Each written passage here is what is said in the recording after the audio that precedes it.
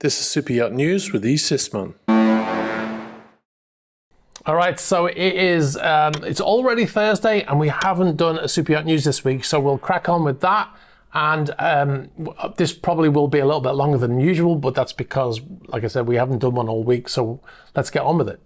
Okay, so we've got an update on motor yacht Octopus. You might remember that we talked about Lewis Hamilton being on board. So Lewis Hamilton posted some videos on his Instagram social media. Thanks to everyone who sent in those things. One video he showed, he says, "Oh, look at the floor," and he looks number 44, right? Because that's the number that he races at. And ready to go snowboarding. Oh, 44.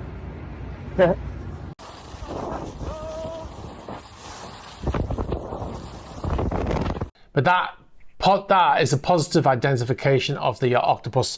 Not like we needed one really, there was so many, but this is a positive identification because I can compare it to this photograph and show you the photograph of the very place that he was stood on the helicopter deck.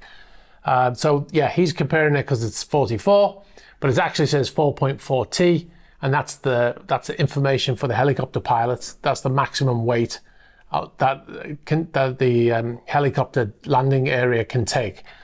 But that's what that is, and that confirms that Lewis was indeed on motor yacht Octopus. The yacht is now back in South America. It went back to Ushuaia, which is the staging area for vessels that want to go to the Antarctic. So they did you have to do a 3-day trip through the Drake Passage, which is usually very rough. Anyway, they made it back to Ushuaia, which is good. Now, some of the information that came in about Lewis Hamilton's trip, if you're interested, I know some aren't, is he flew down to Punta Arenas, which is in Chile, and from there he flew on a private jet. Then he flew from there on I think it's called Antarctic Airways, flew down to the Antarctic. On that flight, he didn't sail down with Octopus. Octopus met him down there and his guests. And I actually posted a video in a previous video of them getting on that plane to go down to the Antarctic. So they went down, stayed on board, and then they left and flew back, and the boat came back more recently. Anyway, Camper & Nicholson, which is the broker that charters that vessel, they recently posted some photos on their social media of the yacht in the Antarctic, which you can see on screen right now. Yeah, beautiful photographs, and yeah, it looks like a really great time, that they had a really great time. Anyway, we'll move on. Okay, so I've got an update. You might remember a video, wasn't the last video, there wasn't the last news video, it was the one before, where a yacht crashed into the Simpson Bay Bridge in St. Martin.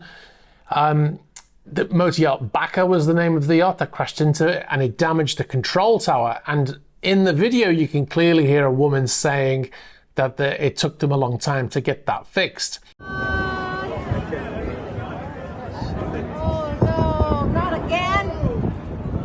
Years to fix.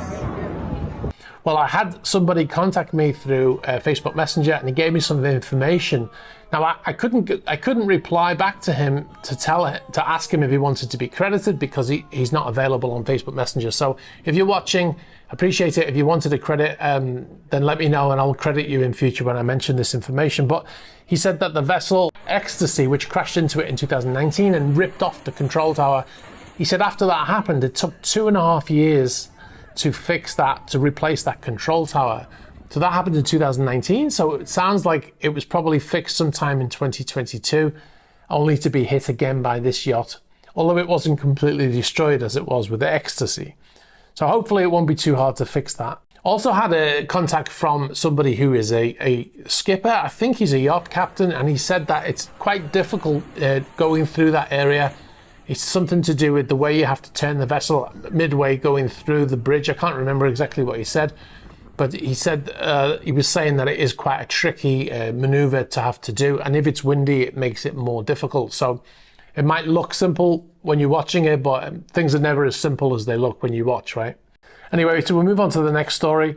Again, another update, motor yacht Vixit, we mentioned in a previous video, that had run aground in Mexico.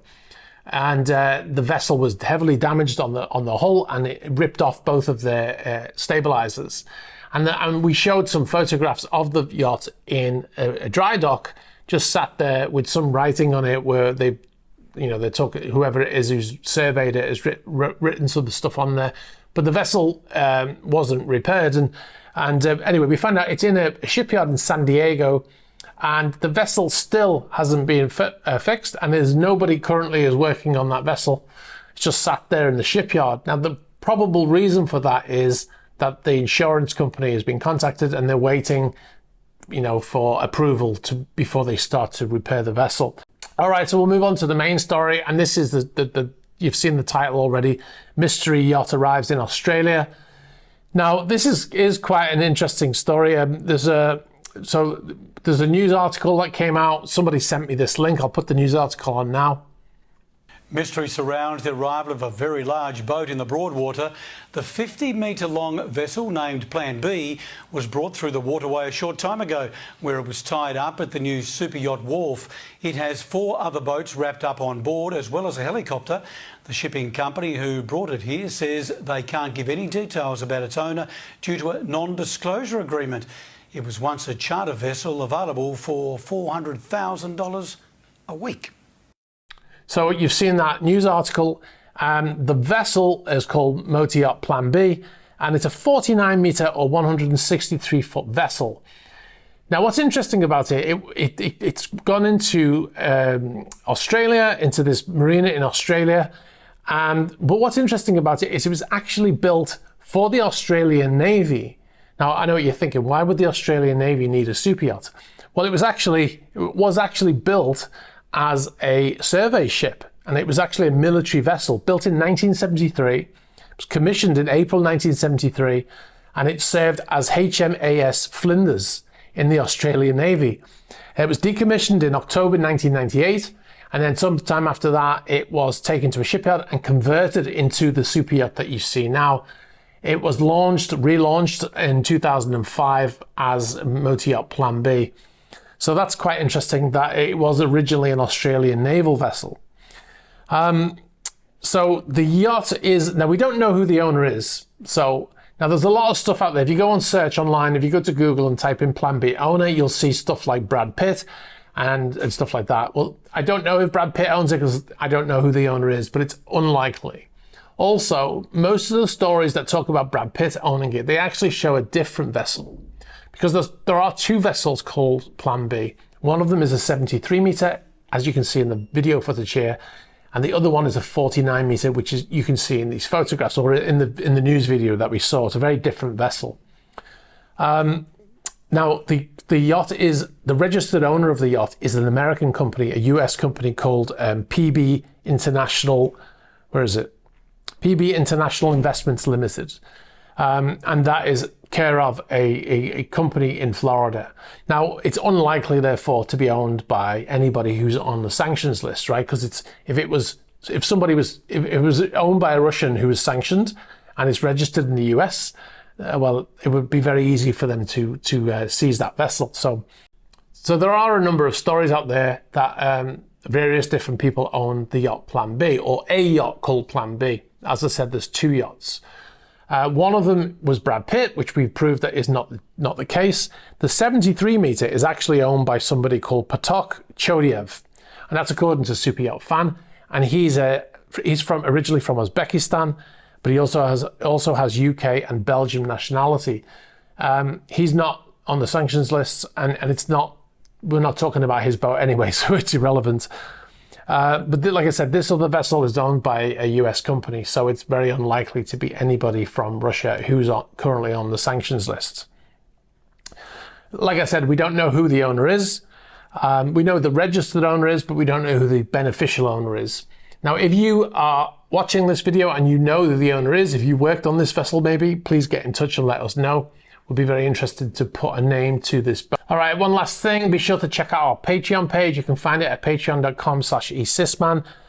You'll get to see exclusive videos not published on YouTube. We just posted the latest episode of an Atlantic vlog that we've been posting on there over the last couple of months.